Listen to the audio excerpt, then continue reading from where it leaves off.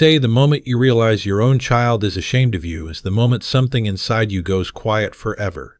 Not the loud kind of quiet, where you scream into a pillow or slam a door. The other kind. The kind that settles in your chest like concrete and stays there. I know that moment. I know exactly when it happened, too. 7:43 in the evening, a Thursday in November, standing at the top of a staircase I had never been invited to use before. But I'm getting ahead of myself. My name is Arthur. I'm 64 years old. I live alone, in a 2-bedroom house in Akron, Ohio, the same house I've lived in for 31 years. The carpet is a little worn near the kitchen doorway. There's a crack in the drywall behind the bathroom door that I keep meaning to fix. The furnace makes a sound every February that I've just accepted as part of winter. To look at me, you would not think much. I drive a 2009 Chevy Impala. I buy store-brand cereal. I get my hair cut at the same barbershop I've gone to since 1987, and I tip the same $8 every time because Frank is a good man and deserves it. I wear reading glasses I bought off a spinning rack at the pharmacy. 3 pairs for $9.99. My daughter Vivienne has never once introduced me as her father without adding something to soften the embarrassment. This is my dad. He's very simple, just a homebody. Or Dad's more of a small-town kind of person. Once at a 4th of July party when she was 26, I overheard her tell someone that I used to work in a warehouse. I did work in a warehouse. When I was 22, for 4 months. I let it go. That was my first mistake, I think. I let too many things go for too long, and silence has a way of being mistaken for agreement. What Vivienne told people, and what I suspect she even told her husband's family, was that I was retired. Vaguely, boringly retired. The kind of retired that means you clip coupons and watch the Weather Channel. She never mentioned that I'd spent 28 years building a commercial real estate investment firm with 2 partners that would sold it in 2019, that the settlement from that sale, combined with everything I'd quietly been investing since my early 30s, meant that I was, by any honest accounting, a wealthy man. Not extravagant, not flashy, but wealthy. I chose not to be flashy the same way I chose most things in my life, deliberately, and because I had seen what money did to people who wore it on the outside. My ex-wife, Vivienne's mother, had grown up poor and then grown into someone who confused spending with arriving somewhere. We divorced when Vivienne was 9. It was not violent or dramatic. It was just 2 people who had become strangers to each other, splitting the furniture and agreeing to love the same child from opposite sides of a custody agreement. I got Vivienne every other weekend and every summer. I coached her soccer team. I drove 4 hours round trip to see every single school play she was ever in, including the one where she had no limes and stood in the back holding a papier-mâché sun for 11 minutes. I paid for her college tuition in full without being asked, because I didn't want her starting her life underwater. When she met her husband Terrence at 28 and they got engaged 8 months later, I wrote them a check for the wedding that I told them was a contribution and left no strings attached. I love my daughter completely, and I never once asked her to perform gratitude for me. Maybe that was my second mistake. Terrence came from a family that performed everything. His parents, his father Raymond and his mother Gail, were the kind of people who wore success like a second skin, who referenced their country club membership within 4 minutes of meeting you, who served wine at dinner parties and made sure to mention the vineyard, the year, the particular hillside the grapes came from. Raymond had done well in finance. Gail had grown up well. Together they had raised a son who believed with complete sincerity that his worth could be measured in the thread count of his dress shirts. I met them once before the wedding. Once. A dinner in Columbus at a restaurant where I was handed a menu with no prices on it, which I recognized as the universal signal that you are meant to feel grateful just for being in the room. Raymond shook my hand like he was already decided about me. Gail smiled with her mouth only. Vivienne held Terrence's arm and laughed too loudly at everything his parents said. I drove home that night and sat in my driveway for a while before going inside. I told myself it would get easier. People get nervous at first impressions. Terrence's parents would warm up. Vivienne was just anxious. These things settle. They did not settle. The calls became less frequent. The visits, which had never been frequent, became annual, then occasional, then only at Christmas, and only if I came to them. I drove to their house in Westerville for holidays. A beautiful house, 5 bedrooms, a kitchen that belonged in a magazine, a neighborhood where the lawns were mowed on a schedule. I would bring wine. I would offer to help clean up. I would sit in the living room while Terrence and Raymond talked golf and Gail and Vivienne talked about people I didn't know, and I would be present in the way that furniture is present. They were not cruel to me. That's the thing I need you to understand. There was no single moment of obvious meanness until there was. For years it was just a slow erosion. The kind where you don't notice the rock is smaller until one day there's almost nothing left. Terrence occasionally called me Art, with a slight smile that I eventually understood was not friendly. Raymond once asked me at Thanksgiving whether I'd considered doing something in my retirement. Maybe volunteering or taking a class. Gail asked Vivienne once, within my hearing, how I managed on my own, as if I were an elderly dog that someone had left behind. I managed fine. I managed better than any of them knew. The breaking point came at Vivienne and Terrence's 10th anniversary party. They'd rented out a hall, 70 guests, a caterer, a string quartet for the first hour, a DJ after. I had quietly, through my attorney, arranged to pay for the entire event, $43,000, as a gift. I asked that it simply be covered, no fuss, and that Vivienne could tell people whatever she liked about how it was paid for. I arrived in my Impala. I wore a navy blazer I'd had for 6 years and a tie my grandson had helped me pick out 2 Christmases ago. My grandson, Cody. He's 8. The only person in that household who has ever looked at me like I was exactly who he wanted to see. I walked in and found Vivienne near the entrance talking to Gail and 2 women I didn't recognize. She saw me and something crossed her face. Not a bad expression, exactly, but the expression of someone who has just remembered a problem they'd hoped to forget. "Dad," she said, "you made it." "Of course I made it," I said. Gail looked at me, then at my blazer, then back at Vivienne. Nothing was said. Nothing needed to be. I found my seat. I was at a table near the back. Table 9, with Terrence's college roommate, a cousin from out of town who knew nobody, and an older woman named Pearl who turned out to be the building's usual events coordinator and had apparently been given a seat because they didn't know where else to put her. Pearl was delightful. We talked for 40 minutes about the Cincinnati Reds and her late husband's obsession with woodworking, and it was genuinely the best conversation I had all evening. The speeches were nice. Terrence spoke about Vivienne beautifully. Raymond spoke about legacy and building something that lasts and the pride he felt in his son. Vivienne spoke and cried a little and mentioned her mother, who had flown in from Phoenix, and thanked everyone who made tonight possible without quite specifying who. At one point, I went to get a drink from the bar. Terrence was standing nearby with Raymond and 2 of their friends, and as I approached, Raymond said something that I only caught the tail end of. But I heard Terrence's response clearly. "Oh, that's Vivienne's father. He drove up from Akron. You know, he keeps to himself. Simple life, you know how it is." The 2 friends glanced at me and nodded with the polite pity that people offer to someone they've been told not to expect much from. I ordered a scotch. A good one. I said nothing. I drove home that night in the dark, and I sat again in my driveway.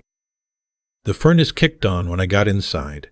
I made a cup of decaf and sat at my kitchen table, and I thought for a long time about what I was doing and why and whether any of it made sense anymore. 3 months later, Vivienne called me to say that Terrence's parents had offered to let them move into the east wing of their home. Raymond and Gail had a large property in New Albany, apparently large enough to have a wing, and that they were going to take the offer. They were selling the house in Westerville. "I think it's a great opportunity," Vivienne said, "for us and for Cody. He'll have more space.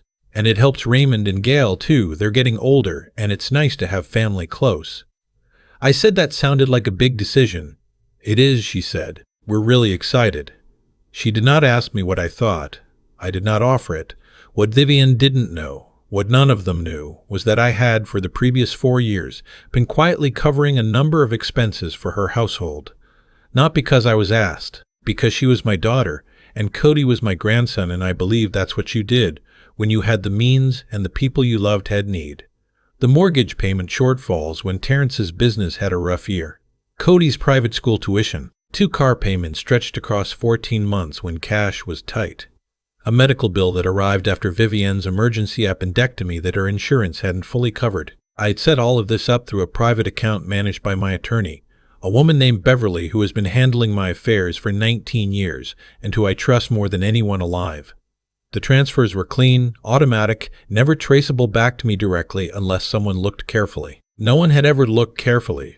When they moved into Raymond and Gail's property, the private school payments were still running. The last car note was still 4 months from being settled. There was a standing arrangement for a healthcare supplemental account I'd funded for Vivienne 2 years prior. I called Beverly the week after that phone call, and I told her to keep everything running for now. I wasn't ready to make any decisions yet. That fall, Terrence's younger brother, a man named Cole who worked in insurance and who I had met twice and formed no opinion of, came to visit. He stayed for a long weekend. I know this because Vivienne mentioned it in a brief text. What she did not mention, and what I learned 6 weeks later through a series of events I am still not entirely over, was what Cole and Terrence discussed during that visit. Beverly called me on a Wednesday afternoon. She had a measured, careful voice. Beverly did. The kind you develop after 2 decades of delivering news that ranges from excellent to devastating. She told me to sit down. And because Beverly had never in 19 years asked me to sit down before delivering good news, I sat down. She told me that she'd been contacted by an attorney, a different firm, asking questions about the structure of my estate, specifically about a life insurance policy, specifically about whether the policy was current, what the payout was, and who the primary beneficiary was. The attorney claimed to be doing routine estate review work on behalf of a family member. I did not have a life insurance policy. I had, in fact, let my term life policy lapse 4 years ago deliberately, because I no longer needed it and the money was better elsewhere. Vivienne knew this, or should have known this, because I had mentioned it once at Christmas 2 years ago when she asked vaguely about what happens when.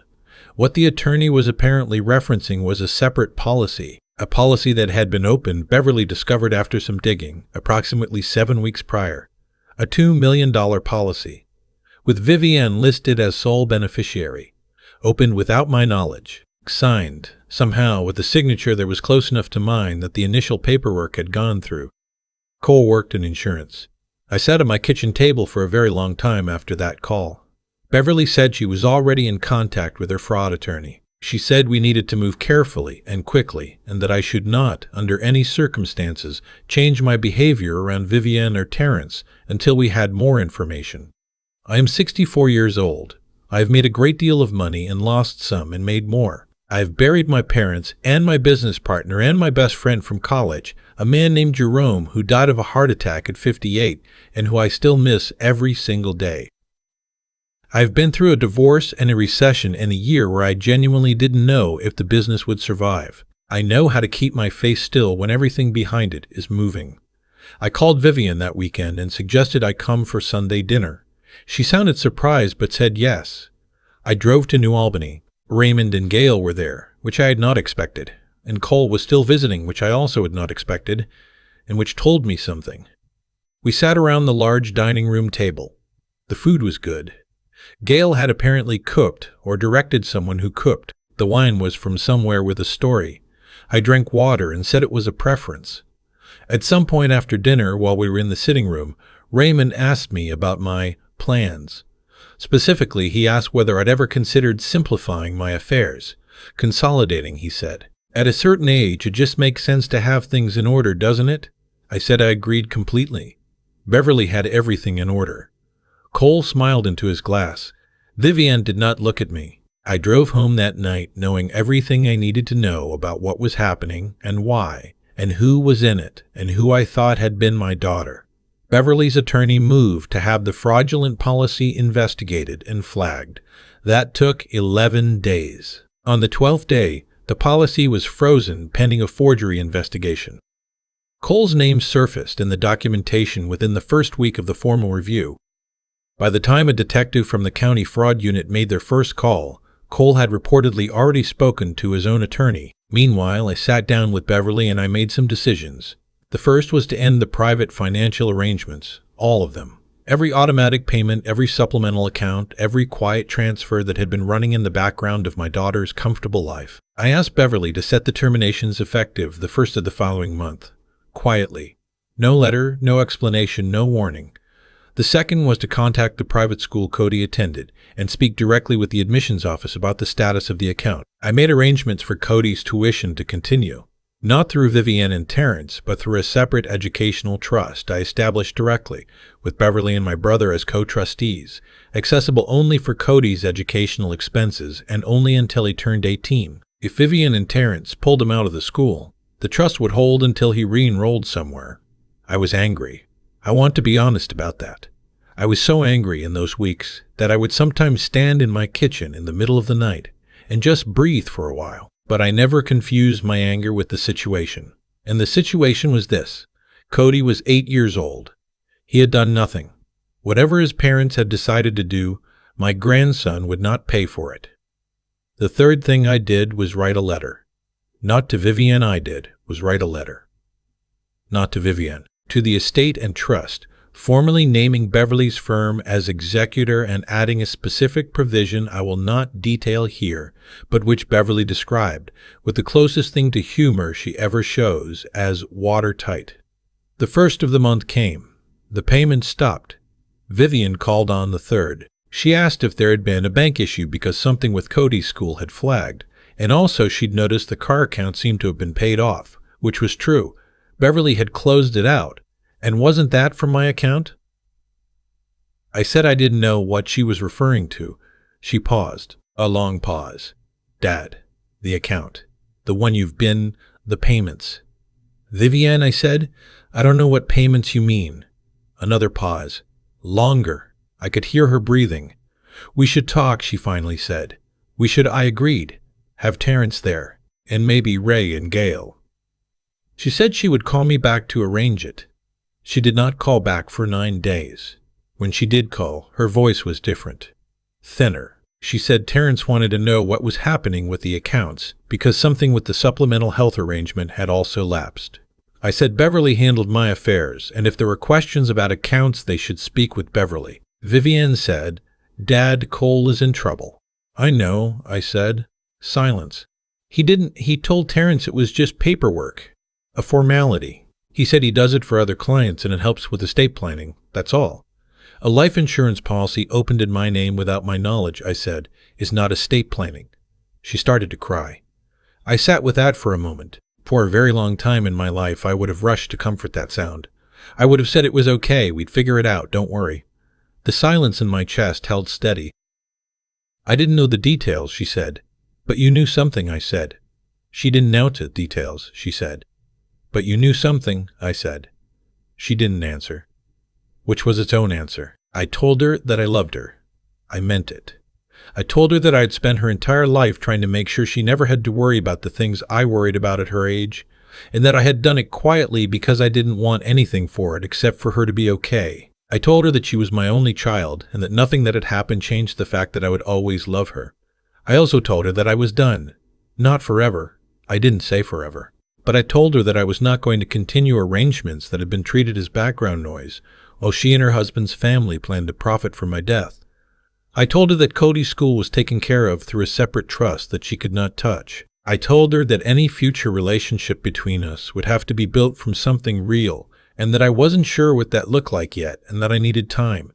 She asked about Christmas. I said I didn't know about Christmas. Cole was eventually charged. The forgery investigation resulted in a formal complaint filed with the state insurance commissioner, and Cole surrendered his license pending the investigation. Terrence was not charged. There was not enough to establish what he did or didn't know. But I know what I know. Raymond called me once. He said in that voice of his that he thought we should handle things within the family, and that involving law enforcement had been unnecessary and damaging. I listened to him for about 45 seconds, and then I said, Raymond, your son tried to forge my signature on a $2 million life insurance policy. There is no version of this that stays within the family. And I hung up. It was the most I had said to Raymond in 10 years. It felt like exactly enough. Beverly sends me monthly reports. The trust for Cody is fully funded and legally sound. He is still in school. Vivian, from what I understand, went back to work for the first time in 6 years. She'd been home since Cody was born. I think that's probably good for her, actually. I mean that without any cruelty. She texts me sometimes. Usually about Cody, a picture from school or drawing he made, something funny he said. I always write back. I always ask how he's doing. I sent him a birthday card in October with the usual card for a 9-year-old, and a note that said I'd take him to a baseball game in the spring if he wanted. He texted me himself from his mother's phone to say yes. Vivienne and I have not had a full conversation since that phone call. I don't know when we will.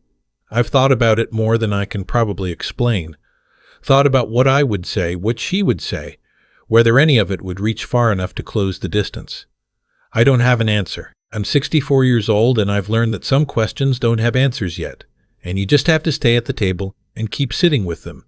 What I know is this: I am the same man I have always been. I live in the same house in Akron. I drive the same car. I buy the same cereal. I tip Frank at the barber shop the same $8 every Saturday morning because Frank is a good man and some things should stay constant when everything else is moving. I was not a perfect father. I was absent sometimes in the ways that men of my generation learned to be absent. Behind a desk, inside a worry, convinced that providing was the same thing as being present. I know that now. I knew it then too, I think, but knowing something and changing it are different muscles, and I wasn't always strong in the right ones. But I was there. I was at every school play. I was at the soccer fields in the rain. I wrote the tuition checks and the wedding checks, and every quiet payment for 10 years. Not because I wanted anything back, but because she was mine, and I loved her, and that felt like reason enough. I'm still here. I'm still her father. That part doesn't change. But what I am done doing, what I should have been done doing years ago, is making myself small so that other people could feel large. My furnace made its February sound last night. I made decaf and sat at the kitchen table, and it was quiet in the house, and I was, for the first time and longer than I can remember, completely at peace with the quiet. That's enough. For now, that's enough. People ask me sometimes, not often, but sometimes, whether I regret any of it. Whether I wish I'd done things differently, said something sooner, drawn a line years before I finally did. And I think about that question honestly, the way you can only do when you're sitting alone in a quiet house with a cup of decaf going cold on the table in front of you. The honest answer is yes and no. And I've learned to sit with that kind of answer instead of needing it to be cleaner. What I regret is the silence I chose for too long. Not the humble life. I don't regret the Impala or the $9 reading glasses or any of it. But there is a difference between living simply because it reflects who you are and staying quiet about who you are because you're afraid of what someone will think. I confused those two things for a long time, and that confusion cost me, not money, something harder to name, the steady erosion of being treated as less than I was and saying nothing, because I told myself it was the generous thing to do. It wasn't generous. It was avoidance dressed up as patience. Here's what I've come to understand about cause and effect after 64 years of watching it work. The results people get are almost never random. Vivienne did not end up in the situation she's in because of bad luck. She ended up there because of a long series of small choices: to prioritize Terrence's family over her own instincts, to accept a version of me that was easier to explain at dinner parties, to stay silent when Cole started asking questions she should have asked back out loud. Every one of those choices was small. None of them felt like a defining moment, but they stacked, the way things always stack, and eventually the pile was tall enough that one push sent everything over. The same is true for me, in the other direction. Every year, I quietly paid a bill. Every dinner I sat through without saying a word. Every time I let art slide with a smile. Those were choices too. And they taught the people around me something I never intended to teach, that I was available to be underestimated, that there were no consequences to it.